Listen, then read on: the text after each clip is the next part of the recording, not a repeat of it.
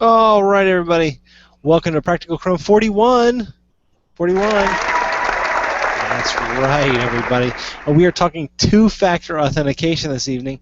We're talking about things like dongles and signing in and then making sure that you're you and all that good stuff. Of course, this is Practical Chrome, the podcast, videocast dedicated to everything Chrome related, whether or not you're on a Android device, whether you're on an iOS device, whether you're on a Mac, a Linux machine, or a Windows machine, or especially a Chromebook, which runs Chrome OS, the best OS ever. That's right. That's how I'm going to start the show.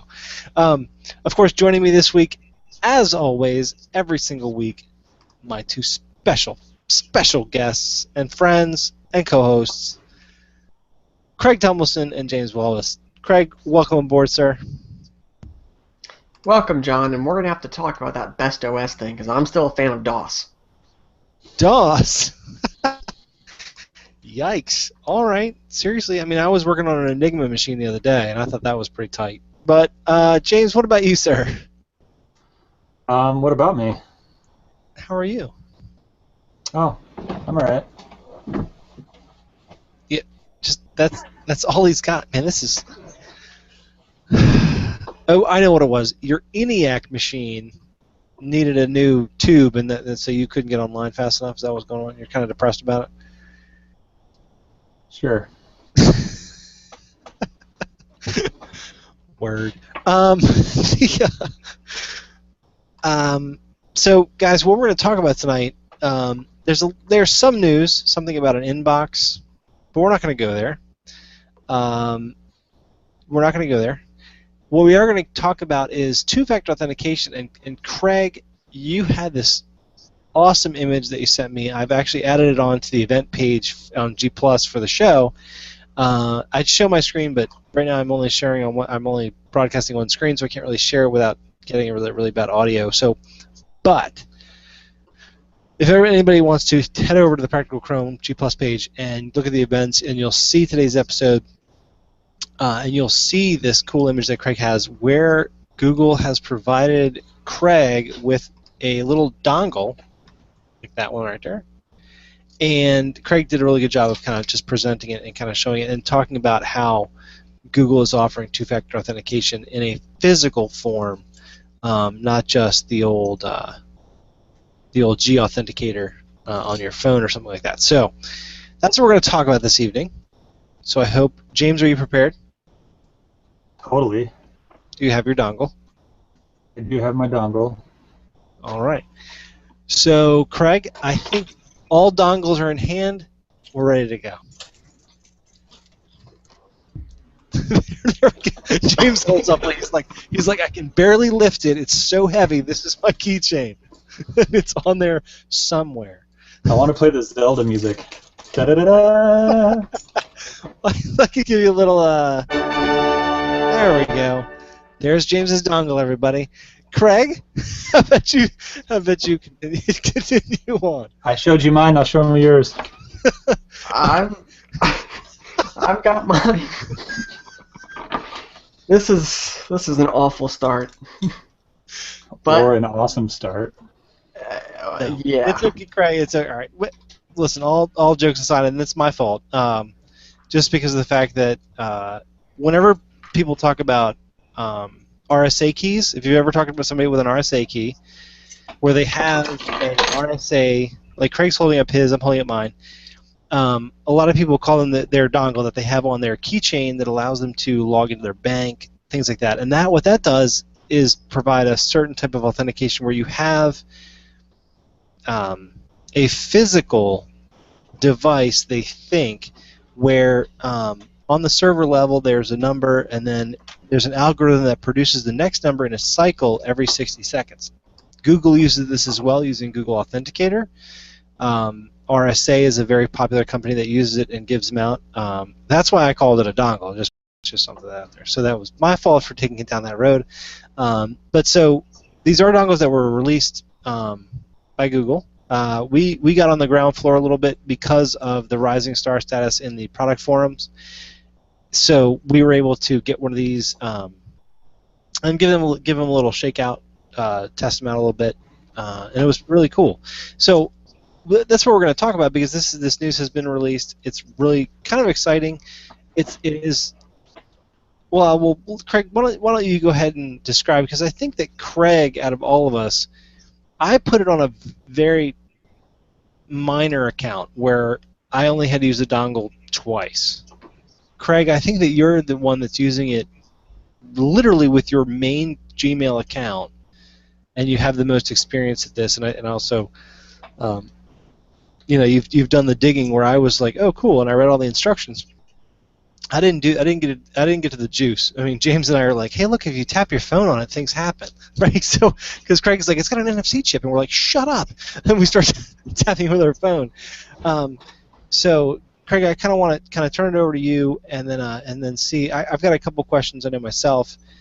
James, I'm sure that like me, you've had this little guy on your keyring, and you've probably used it a couple times, but probably have a couple questions yourself. So let's kind of get started. Craig, I'll turn it over to you, and you let us you lay it out for us.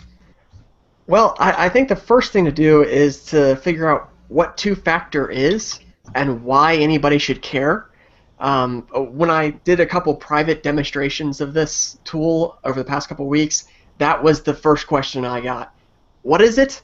You do what with it? You plug it where? Why? Yeah, that was the general attitude, and that's not unexpected. Two-factor auth has been around for a couple years, like John said. It's mandated in some corporate environments and just kind of encouraged in others, but the average person still doesn't really recognize it as a tool that they should know about or should be using. Essentially, everyone's familiar with the standard login process for Google. You type in your username, you type in your password, and if they match, you're logged in. And that's fine. That's handy. One of the problems with security like that is that there's no real limitation, no good way to prevent someone that lives 6,000 miles away from logging into your account, even if they're not you. And that can be a problem when you introduce things like phishing or key logging, where someone can get your username, get your password, and log in to your account as you. Craig, not to interrupt, but we actually made a comment about this earlier. Phishing is sending you a site that is not the site. So that way you enter your user ID and your password, which are the two pieces of information that someone would need to log in as you. And then with the other one, which is key logging, obviously what that is that if someone were to gain access to your machine, they could actually put a small application that could then send them each and every keystroke that you send, and they would look for a certain string that looks like a password and or username combination. So when it comes to two-factor, go ahead. So just want to let everybody know about that. Perfect. Thank you, John. The benefit to two-factor is that in general it comes in the form of a trinket, something physical that you have that you keep on your person or nearby. And the idea behind two-factor auth is to have an extra item to verify that you are you. The person trying to log into the account is you. Now again, it's not a perfect solution, but it's an extra step to say, hey, the person is logging in using this device, and the person that owns the account has said in the past that if they have this device, it means it's likely to be them trying to log in, or someone that they've trusted to log in as them. So historically, Google has implemented this using an Android app and via SMS, which is texting. And you'll actually find that a lot of web services use texting for this purpose. Dropbox, Twitter, Google, they all will send you a text message if you enable it, so that you can verify that you have your phone essentially, and the person that has your phone should be you, generally speaking. There are some cases, but we're going to get into that. And that's going to be the second factor, because you know your user ID, your password's your first factor, and then whatever it is, that second piece that says you're you. So like if you know your password, so like if someone were to steal your phone, they would also have to have your password as well to get into your bank if you did the SMS texting with the to break in. So they would have to have those two pieces of information. Right, right. So you still need the username and the password. This does not bypass that. It's simply an extra step. And the Google app has been around for a while, like we said. It's the way it works is it generates a 6-digit PIN, which is good for, I want to say 60 seconds. It might only be 45. And basically, you have to open the app, look at that code, type your username and password into the website. It will prompt you for that code. You've got a limited amount of time to type that code in, and that proves that the person logging into the account has the phone in their hand. That's where that physical attribute comes from. Now, the problem, there are a few problems with that. In general, people don't trust their phone. They just don't. The battery could die. What if I don't have any connectivity? There's just a sense of trust where your phone is not good for that purpose necessarily. So Google's faced a lot of negativity around two-factor auth because of that implementation. So Google's been testing internally for a while the idea of security keys. Now these are not a Google innovation. They're actually sold independently by a company called Yubico, and they conform to a standard, so other companies may make them in the future. But for now, Google is using ones made by Yubico. And basically, you can think of it like a house key. And John's holding up the Android app listing in Google Play. But you can think of these keys like a house key. It's a house key for your account. And that's what I found is the best way to explain it to people when I've done my private demonstrations where they say, so it's like a key. It really is truly like a key. You type in your username, your password, you plug in your key, it proves it's you, because the person that has the key is you, or it should be at least. And if someone steals your key, you can remotely deactivate them from inside your Google account. And to answer the other immediate question is, what happens if my key gets stolen? How do I get into my account? Well, you type in your username, you type in your password, and then you use the Android app on your phone just like you typically would. Google can also call a landline and give you the 6-digit PIN audibly. And you also get a set of 10 backup codes that you can keep in a safe or safe deposit box in case you absolutely need access to your account at a later date. So the key is generally supposed to be kept on your person or nearby, and it's just it's a separate implementation compared to the Android app. Some people will find it extremely useful. I do. Other people may find the Android app easier to use. So it's an extra choice when it comes to securing your account. There you go. So in regard to experience, James, what has been your experience? Like, what have you done using this other second factor authentication? And also, do you currently use the Google Authenticator on your Android? I finally figured out how to get that set up while Craig was talking just now. It is weird. You have to go into your settings on your computer. The app just tells you this two-step authentication needs to be enabled, but there's actually more to that. When you log in, after you enable it, you then also have to click a button that says switch to the Authenticator app. So I finally got all that figured out. I haven't actually used the app yet. I've always just used the SMS method when my keys aren't near me and I can't plug in my security key, which is most of the time. So I don't have any experience with the Authenticator app. I do have experience with the security key. I'm using it on my main Gmail account. However, I set my two-step authentication to only ask me for the code like every 30 days or something. Because I don't normally use two-step authentication, I only enabled it so I could use the security key and test it. And so far it's worked great. Every time I've been asked to use it, it's worked flawlessly. I've never had any issues. Once I figured out that after you plug it in, you have to tap the flashing button on the key. They won't all be like that, I don't believe. This is just the one that Google gave us, but you can buy these things off of Amazon, and there's several different models. And I think most of the time you just plug it in and it goes. But this particular one, you have to push a button after you plug it in. But it's worked great. Never had any issues. I've never had any problems getting into my account. And there is always that backup. I found out there's a backup when I viewed a Google page on my phone in desktop mode, and it asked me to plug my key in. Couldn't do that, obviously, on my phone. So I just used the backup method, sent me a text message, I got in. So it's pretty standard, you know. just plug it in and it lets you in. I mean, it's really, it's not mind blowing, but it works. Did you have any trouble with any Windows machines that you might have tried it on? A what machine? I have not dared to try to turn on my Windows machine in a while, so no, I have not tried it.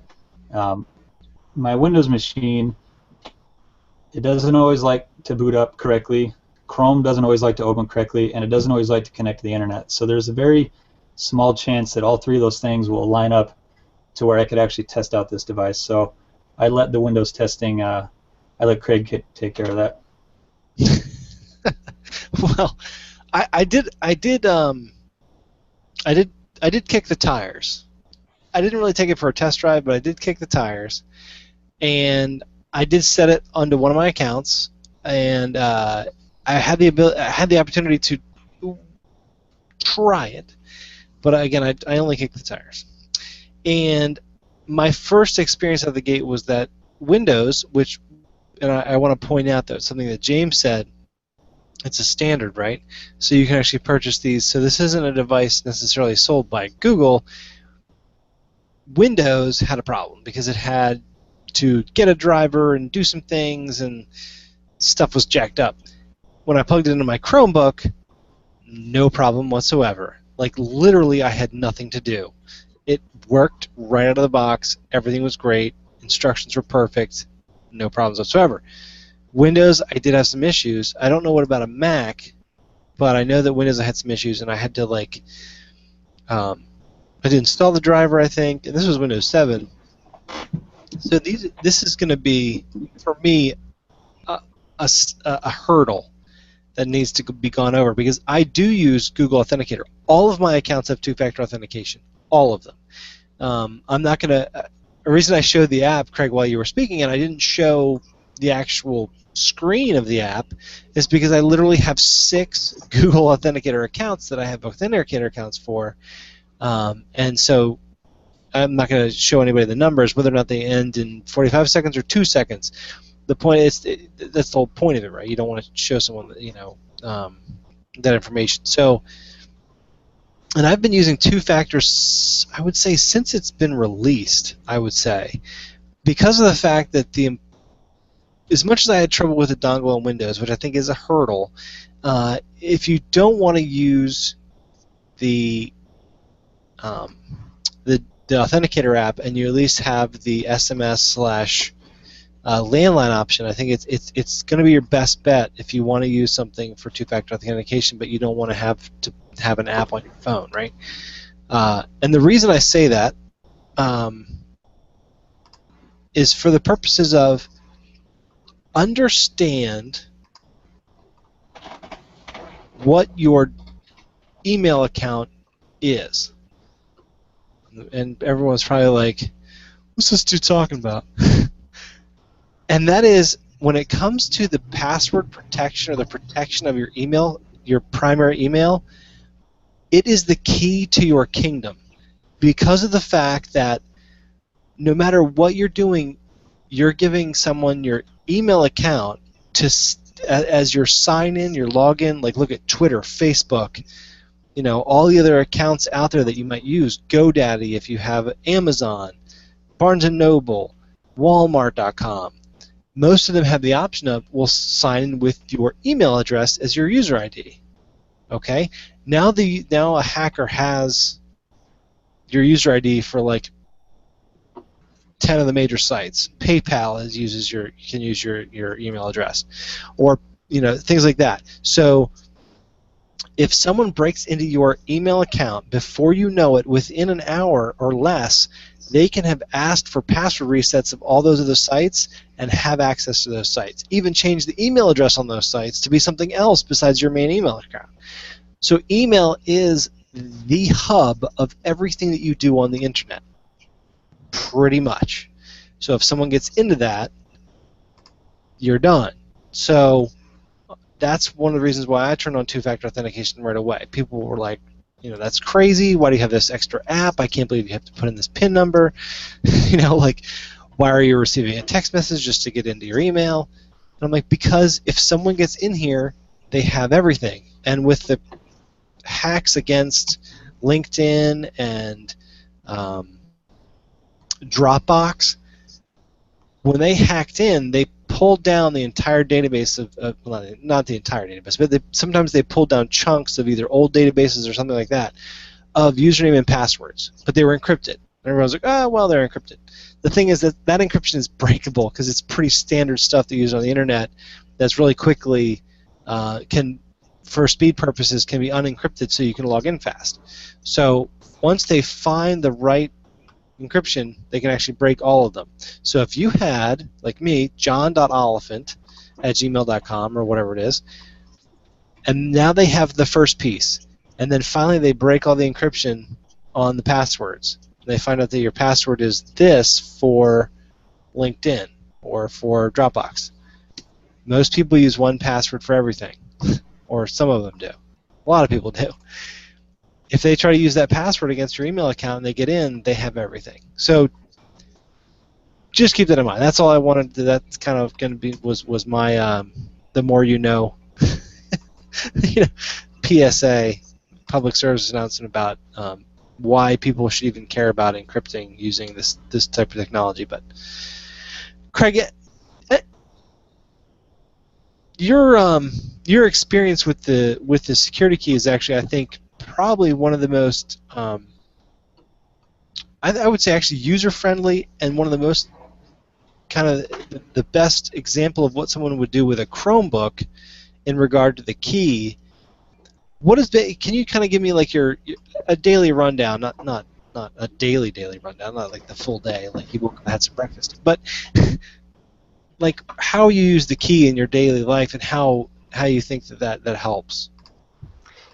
Well, I have to say you did a fantastic job of outlining why. That's a piece that a lot of people don't think about, the weight of having your account breached. So I think you did a great job of that.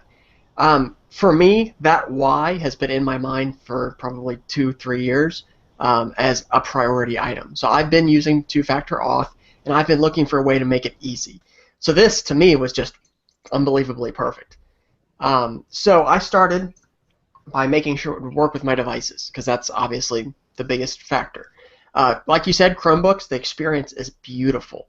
Chromebooks, Chromeboxes, doesn't matter, it works. I had some trouble with Windows early on, but it worked fine yesterday. I had to do a full Chrome reinstall, and Milestone 38 is now stable, and I think Milestone 38 contained what needed to be done to get some of the drivers prepackaged, but it just worked. It worked like a charm. So that was great. As far as how I have my devices configured, I guess it's okay to share it. It shouldn't really matter. Rather than doing what James does, which is remind me every 30 days, I have actually decided to set my Chromebooks to not show the profiles on the sign-in screen, which means that every time I restart one of my Chromebooks, I have to type in my username, my password, and complete the 2auth every single boot. And that may seem cumbersome, like, well, okay, what is that? Well, I've got 4 devices, so it ends up being like 8 times a day, which is fine, because with the key, it doesn't take any extra time. And I was already setting my devices up that way because I didn't want someone that steals my device to be able to see my name on the screen and start guessing at my password. I wanted them to have to know my email address too, figure out whose device it is, because I don't keep mine marked or anything. So they'd have to figure out whose device it is, figure out what my email address is, and then figure out what my password is in order to be able to get into my account and the data on the device. So that would give me plenty of time to remotely change my password and basically make the data on the device completely unusable. So, but yeah, the experience is beautiful. I find it to be faster than using the app. I know James doesn't, which is absolutely fine. But for me, my keys are usually pretty handy. My phone, it's within 30 feet, thanks to the Moto 360, so it's not necessarily right by my side anymore. In fact, I thought I lost it a minute ago. It was in my pocket. I forgot about it. Because I can forget about it. But that's Android Wear, that's a different topic. But I do always know where my security key is. I will say that. I always know where it's at. So I always know where mine's at too. and it's just never near me. Have you That's tried my moving problem. it closer? I could, but my setup is upstairs, and I have no reason to bring my keys upstairs other than to bring my security key with me, which I'm not in the habit of doing yet since my Chromebook only asks me for it every 30 days. So it is faster to stick a dongle into the USB slot than it is to wake up your phone, do whatever little password thing you have to do to open your phone, open the Authenticator app, blah, blah, blah. It's just that my keys are never near me, so it's faster for me to do that than to run downstairs, grab my keys, run back upstairs. Okay, here's a question for you. Have you thought about putting the security key on a separate keychain and keeping that with your Chromebook? I should, just because there's no other... I don't even know why it's on my keys. It's on my keys because I put it on my keys when I got it in Chicago. I should just leave it in the Chromebox because that's the only reason I ever have it. Right. Well, I actually bring that up because there is a model for sale on Amazon that is a slim fit security key, and it's designed to be left in your device all the time. And James, you actually brought this up before the show. Why is that useful? And I don't know if we've hit that point already, but having a security key in your device does make sense to serve two-factor auth.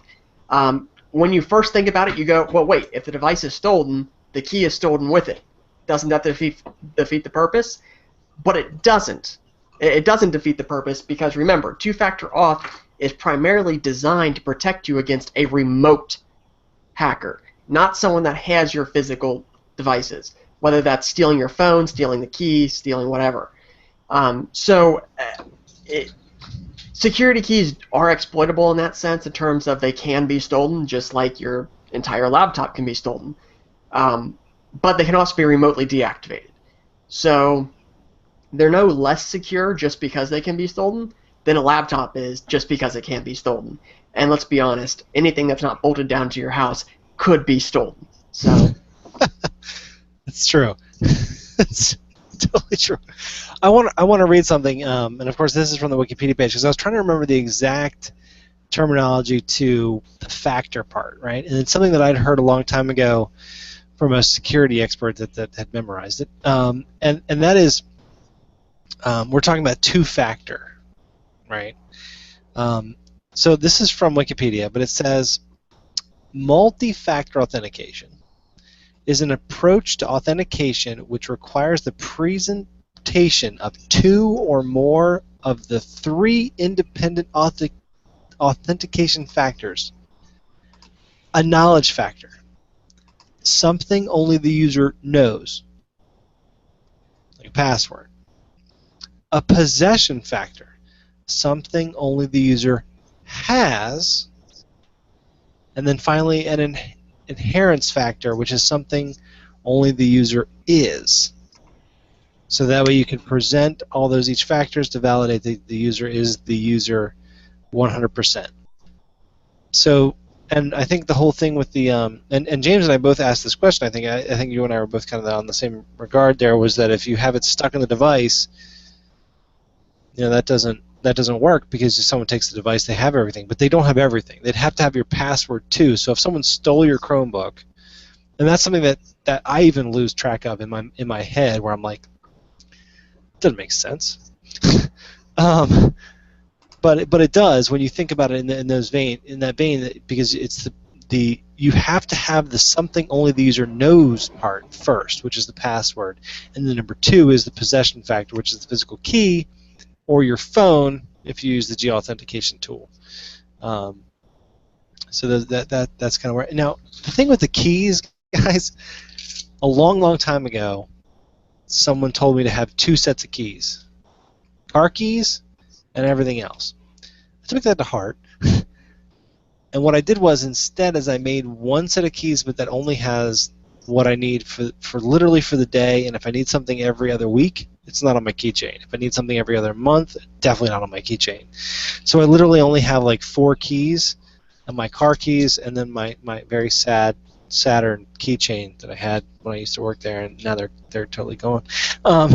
So I only have, and my car keys can come easily away from this five-piece carry. So these keys literally are on my person at all times, every single moment of the day, because they're so small. There's no reason to have anything big. So that's one of the reasons I have my keys on me. I don't know about anybody else. James, I think you held up your keys earlier, and I think they weighed about 4 pounds. And I think that might be the reason you don't want to keep them in your pocket at all times. Are they big or no? Was I wrong? I have lots of keys, and I know what most of them do. I have trimmed them down a little bit. They used to be worse.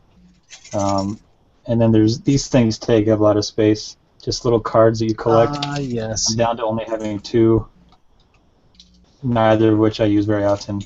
So No, it does get a little cumbersome. I had my wife give me the wallet versions of like my of the giant card, right? So that way I don't have to carry them on my keychain. Now, hang on. Are those cards like NFC enabled, or do they just have a barcode on them? Just Barcode. I mean, yeah. I mean, it's got a magnetic strip, but If it doesn't. just has a barcode, then just put it into Google Wallet, and then have them scan your phone. I do it with Wear. You're not going to be able to see it, but I actually have my Kroger Plus card as an image on my watch.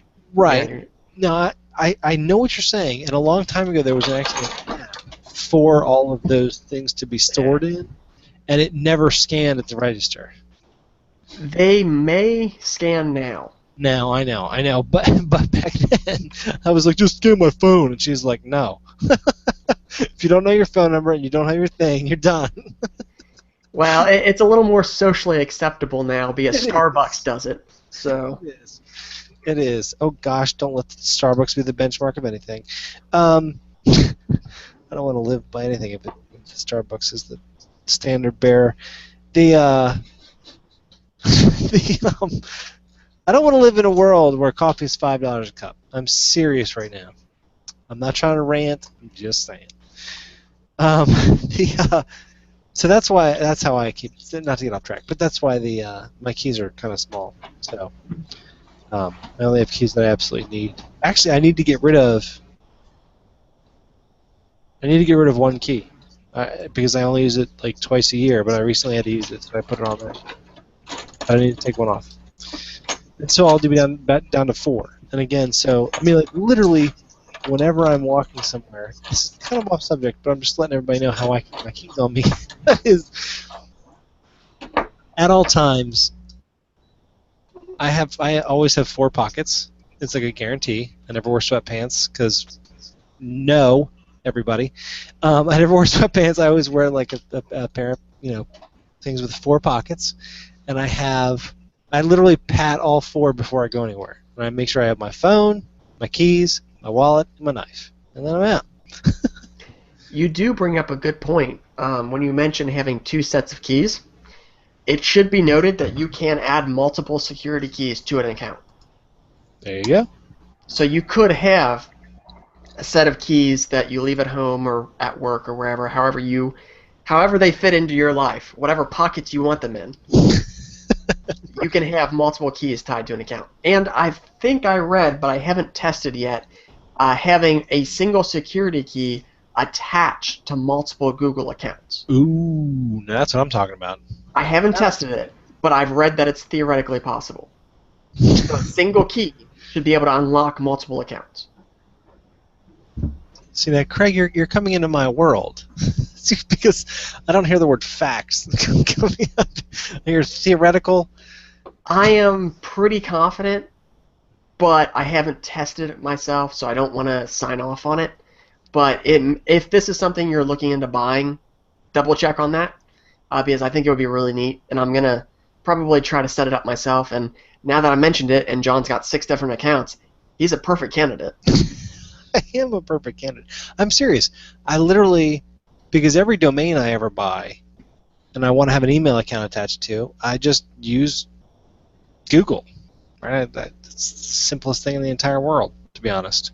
So it is. It's drop simple. So being able to have the 2, I mean, like literally now I have 2-factor authentication. I have every piece I'd ever need. So So yeah, and you have to put that on your email account.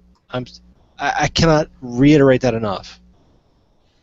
That you have to do that. So I honestly, guys, I think that we've done some good coverage there. Unless Craig, is there anything you want to add about it? I mean, I think that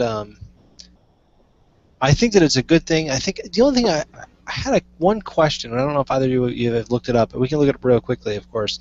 But that is, what's someone looking at in terms of cost with the Yubico keys? Well, there was actually a sale on Amazon today, or maybe a company just typed their pricing wrong. There were keys selling for $1, and I bought 5. So we're gonna find out. We're gonna find out whether the company just typed it in wrong, and if they did, they'll cancel it, and it'll be fine. Or if they hold up their end of the bargain, and I actually get 5 NFC chips or 5 security keys for $5. We'll see. But other than that, they've got a slim key on Amazon selling for like $6. They've got a key selling for about $18 that looks like ours, except it doesn't have NFC. And then they've got the key we've got that's selling for about $50 with the integrated NFC. So there are multiple products. There are different kind of services that they can provide, and I'm sure they're going to run sales on them every now and then. I don't know whether all of those ship with Prime shipping or any of that, but as we get more third parties in there, I expect prices to drop drastically to the point where it's like $10, $15. So I'm looking here, and there's a Craig.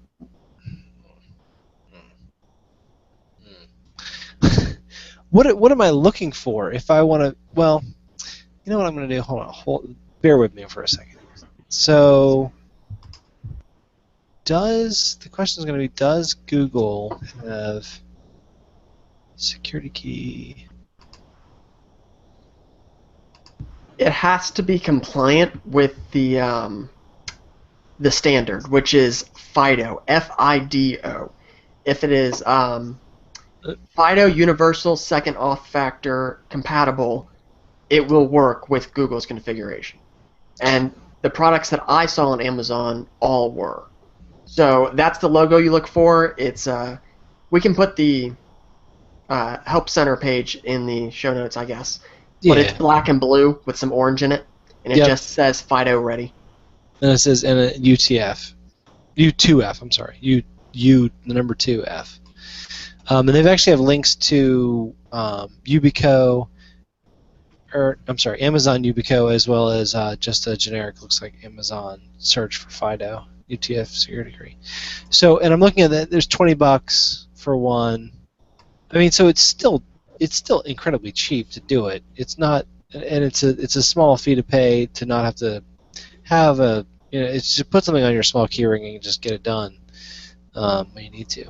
And the U2F stands for Universal Second Factor. So, cool, guys, awesome. So, for $20 or way below, find a sale. If you're like Craig and you're like $1, shut up, send me 5. Someone it was actually a Google Plus commenter, and if I had to guess at the name, I would butcher it, so I apologize. You know who you are, and I appreciate it very much that you pointed it out. And then I passed it along to a few people in a private hangout, and I think within like 15 minutes we probably had 30 or 40 of them ordered between all of us. So we're gonna find out. Yeah, exactly. So cool. So definitely check that out. James, anything else that you wanted to add to the FIDO? I mean, it sounds like a dog. Start with that. I have nothing further to add. Awesome. All right, well, gentlemen, I think that made an excellent episode. Episode 41 of Practical Chrome. I want to thank everyone for joining us. Hang on, just a second. There's actually an app that James wants to talk about from Chrome Story coverage. So let's pass it to James and let him talk us through that. Yeah. I didn't know that. I'm sorry. I apologize. For once, I actually have an app to talk about. Every other episode where you ask if I have any apps to talk about, I don't. And then you don't ask, and I actually had one. This is a cool app. that I tried after I saw that Dinsan had posted about it on Chrome Story. It's called Mini Mirror, and all it does is when you activate the app, it takes whatever feed is coming through your webcam and just puts a window on your screen of that. And you can move the screen around wherever you want it. So it will be handy to, let's say you want to create like a video tutorial, and you go to share your screen to show the viewer what you're doing, and maybe you still want your beautiful face to be there so they can, so it's a little more personal. You can do that. You can have this app running, and it'll always be a square window, like 5 inches wide or something on your screen. I say that like we all have the same size monitor. It'll just always be there, and then whatever app you're using, like Screencastify or Google Hangouts, to capture your screen, they'll see what you're doing, and they'll also see the little mini feed of your webcam. So it's a cool little app. It's free. I've tested it out on my Chromebox. It worked great. So give that check that out. Screencastify has a similar option. You can tell it to put your feed in the bottom right of your video, but that's all you can do. It's stuck down there. You can't move it. You can't hide it and you don't even know it doesn't show it while you're taking the video, so you're not even sure if it works until you're done, and then you view the video and you see that it actually is there.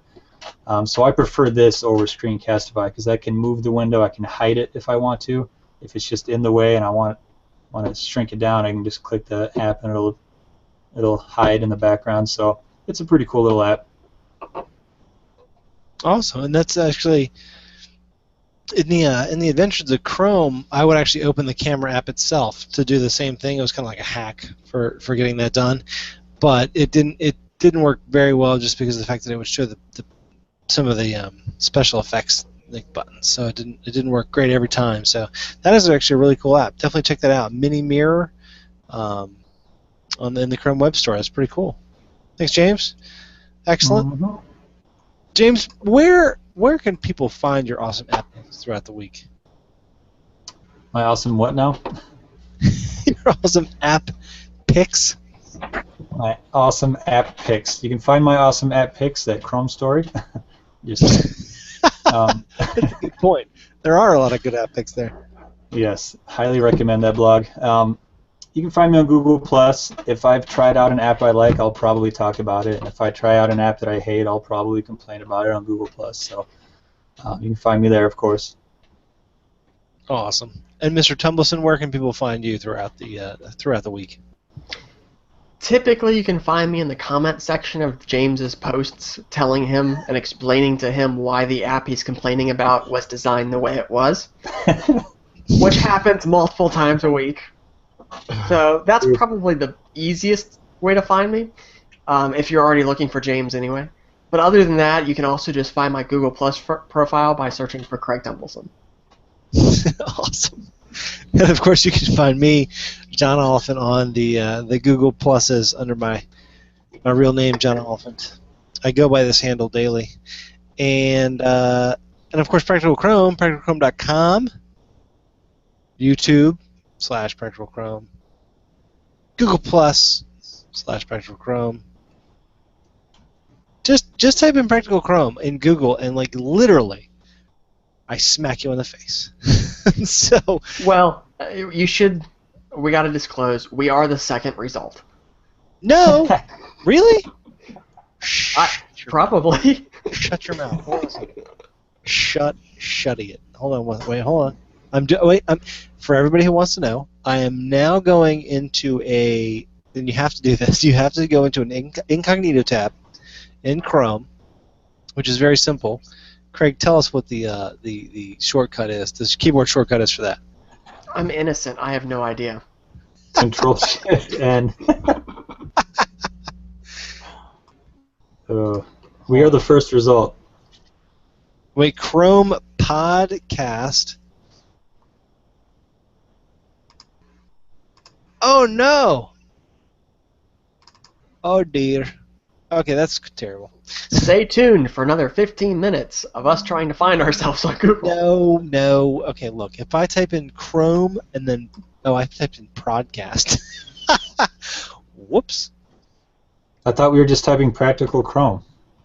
Well, if you type in Practical Chrome, of course we're going to come up. And we come up bold and big and beautiful. We're like a soap opera.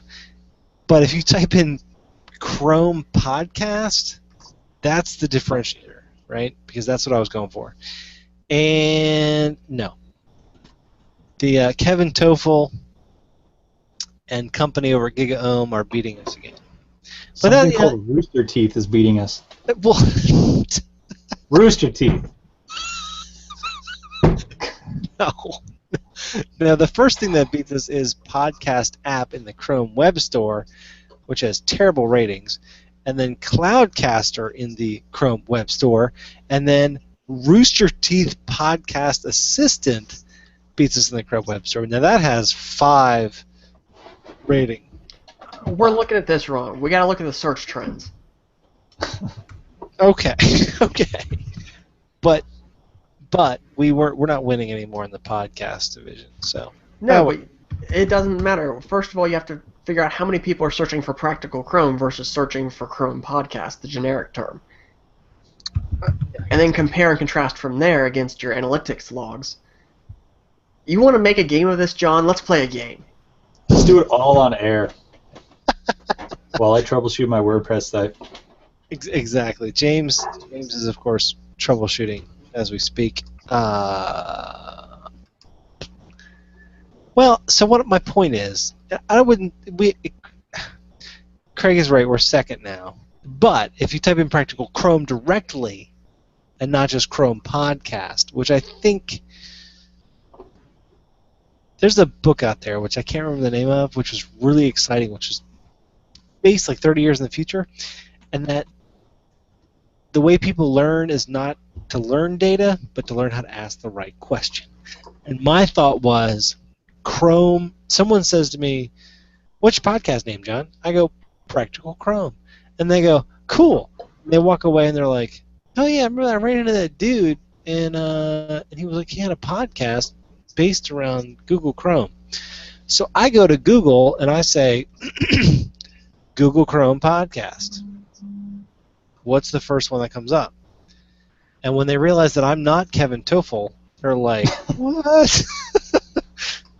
So that was my whole point of that, Craig, was to be like a standard person that says, I know that there's this podcast out there for Google Chrome, unofficial. You know, I don't have that anywhere. I have nowhere do I have the word unofficial. But I'm not a Google employee. I have good news for you. If you type in Chrome Podcast John, we are the first result. Get out of here. You make a good point. You make a good point. What about Chrome Podcast Craig? Well, if the other Craig is beating me again, no, we're the first result. Okay, good. Craig, you know who you are. You know who you are. What about Chrome? Let's just take this all the way. James. Here we go. Oops, I put Jane. No, James. Yep, Practical Chrome. Yeah, that's first, and for a Chrome Podcast Jim, we are second. Who's beating us? Turn that other Player FM. Okay, wait. Let's take this all the way because we're on the air. And listen, if you're watching right now, stop. But if I put in Chrome Podcast into Yahoo, Chrome. We're veering off course at this point. I know, but we can stay. We're still live. Everybody, just keep that in mind, and we're just gonna just. Oh, look, the Chrome Show is kicking our butts on Yahoo. Woo! Oh, hey, if you type in Chrome Podcast Spaghetti, we're number 4. Let's check Alta Vista. Right? Alta Vista. Oh, it redirects to Yahoo now. What? The little small tear just came down Craig's cheek. I'm disappointed. When did that happen? Let's try Ask It sure does. What happened to Alta Vista? Wow. Tell you what, I'm never using Ask.com again. Hey, Dogpile is still up. Remember Dogpile? I do. How It about says search results from Google and Yahoo. So it must be like the DuckDuckGo of yesteryear. wait? No. Listen, hold on. I'm gonna have to back up a little bit of DuckDuckGo. So Hey, Chrome Up shows up on Dogpile. Way to go, Craig. Sweet! I optimized for Dogpile. I searched Chrome Podcast and you came up The just trick, under Chrome Show. the secret, is to stuff as many keywords in the meta keywords area at the top of your page as possible.